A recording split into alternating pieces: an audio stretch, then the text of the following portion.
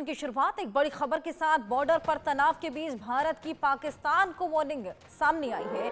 पुंछ में आयोजित flag meeting में पाकिस्तान को कड़ी चेतावनी दी गई है। आतंकी घुसपैठ और हथियारों की तस्करी बंद करे पाकिस्तान। आतंकी घुसपैठ बंद करे पाक, नहीं तो भुगतना पड़ेगा खामियाजा। गोलीबारी और भड़काऊ गतिविधियां ना करे पाकिस्तान, ये भारत ने चेतावनी, दो टूक चेतावनी हम पाकिस्तान को दी है। 15 दिनों से शांति भंग की कोशिश कर रहा है पाकिस्तान। ऐसे में 15 दिनों बाद ये जो फ्लैग मीटिंग हुई उसमें कड़ी चेतावनी यहाँ पर भारत ने दी है पाकिस्तान को। ये कड़ी चेतावनी एलओसी पर जो तनाव है उसको देखते हुए दी गई है। 15 दिनों से लगातार शांति भंग की जा रही है और बॉर्डर पर जो तनाव है वो लगातार बढ़ता जा रहा है। ऐसे में पुंछ में फ्लैग मीटिंग जो कि आयोजित की गई थी उसमें आतंकी घुसपैठ और हथियारों की तस्करी बंद करने की नसीहत दी है। नहीं तो भुगतना पड़ेगा खामियाजा, अंजाम भुगतना पड़ेगा। बॉर्डर पर तनाव के बीच भारत की पाकिस्तान को ये दो टोक वार्निंग, कड़ी चेतावनी यहां पर दी गई है। फ्लैग मीटिंग जो कि अभी भारत और पाकिस्तान के बीच हुई थी, जिसमें तमाम बड़े अधिकारी, सैन्य अधिकारी मौजूद थे और जिस तरीके से 15 दिनों से लगातार शांति भंग की कोशिश यहां की जा रही है, लगातार एलओसी पर सीज फायर का उल्लंघन किया जा रहा है, उसी को देखते हुए ये पूरी फ्लैग मीटिंग हुई थी जहां पर भारत ने पाकिस्तान को कड़ी चेतावनी दी है और कहा है कि आतंकी घुसपैठ बंद करें, नहीं तो बड़ा खामियाजा भुगतना पड़ेगा। बॉर्डर पर जो तनाव है उसके बीच भारत ने पाकिस्तान को ये बेहद बड़ी वार्निंग दी है। हथियारों की तस्करी को बंद किया जाए, आतंकी घुसपैठ को बंद किया जाए, जिस तरीके से लगातार सीज फायर का वायलेशन किया जा रहा है उसको भी बंद किया जाए। अजय जांड्याल हमारे सहयोगी हमारे साथ जुड़े हैं। अजय, फ्लैग मीटिंग जो हुई थी वहां पर बेहद कड़ी चेतावनी यहां पर भारत ने पाकिस्तान को दी है। 15 दिनों से नाक में दम किया हुआ था पाकिस्तान ने। देखिए, बिल्कुल ऐसा जरूरी भी हो गया था क्योंकि लगातार आप देखें लगभग 2 से 3 सप्ताह से पाकिस्तान की तरफ से कभी जवानों की पेट्रोलिंग को टारगेट किया जाता था, कभी पाकिस्तानी सेना जो है वो आईडीज लगाकर जवानों की निशाना बनाती थी।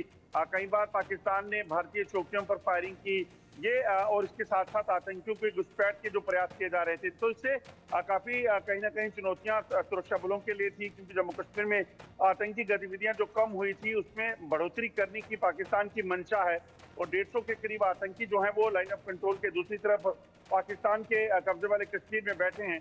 उन्हें जम्मू कश्मीर में दाखिल करवाने की पाकिस्तान की जो प्लानिंग थी उसे जो है सुरक्षा बल लगातार नाकाम कर रहे थे।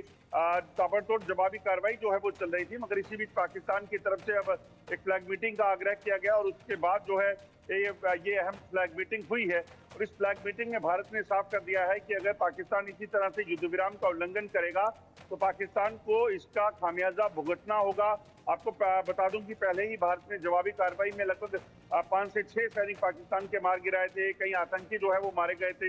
ऐसे में ये सिलसिला अगर रोका नहीं जाता, पाकिस्तान की तरफ से फ्लैग मीटिंग नहीं बुलाई जाती, तो यकीनन भारतीय सुरक्षा एजेंसियां जो हैं, भारतीय सेना जो है वो पाकिस्तान को एक बार फिर से वो करारा जवाब देती जो पाकिस्तान को एयर स्ट्राइक और सर्जिकल स्ट्राइक के बाद जो है वो देखना पड़ा था। बिल्कुल अजय, इस फ्लैग मीट के बाद क्या कुछ असर अभी तक देखने को मिला है? क्या पाकिस्तान की तरफ से थोड़ी बहुत भी शांति बहाल की गई है? क्योंकि रियासी में कल ही हथियार पकड़े गए थे, मैगजीन बरामद हुई थी, AK-47 भी बरामद हुई थी। देखिए, रियासी का जो इलाका है वो हिंटरलैंड का इलाका है, अंदर का इलाका है, वहां से हथियारों का जखीरा बरामद किया गया।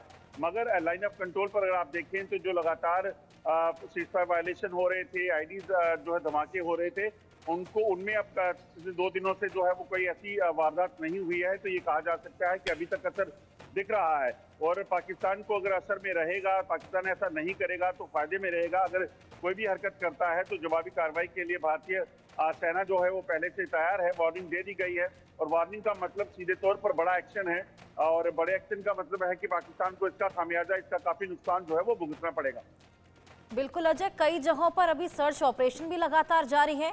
अगर कुछ भी बरामद किया जाता है तो इस बार मुंह तोड़ जवाब देना तो बनता ही है, क्योंकि कहीं ना कहीं केवल रिटेलिएशन करके हमने देखा कि इस तरीके से पाकिस्तान बाज नहीं आया है। देखिए, रिटेलिएशन भारत के पास जो है वो पूरा हक है और भारत ने यही कहा कि अगर आप युद्ध विराम का उल्लंघन करते हैं तो कार्रवाई जो है वो भारत भी करेगा और वो कार्रवाई जो है वो कैसी होगी वो भारत सेना ही डिसाइड करेगी। तो उस चीज को लगातार जो है वो ध्यान में रखा जा रहा है। लाइन ऑफ कंट्रोल पर अलर्ट पे रखा गया है सेना के जवानों को। वहीं जम्मू कश्मीर के अंदरूनी इलाकों में भी बड़े ऑपरेशंस करके जो है इस चीज को सुनिश्चित किया जा रहा है कि अगर कोई भी हरकत लाइन ऑफ कंट्रोल के अंदर यानी कि जम्मू कश्मीर के इलाके में होती है, क्योंकि 50 से 60 आतंकी अलग अलग ठिकानों में छुपे हैं, इस चीज की जानकारियां सुरक्षा बलों के पास हैं।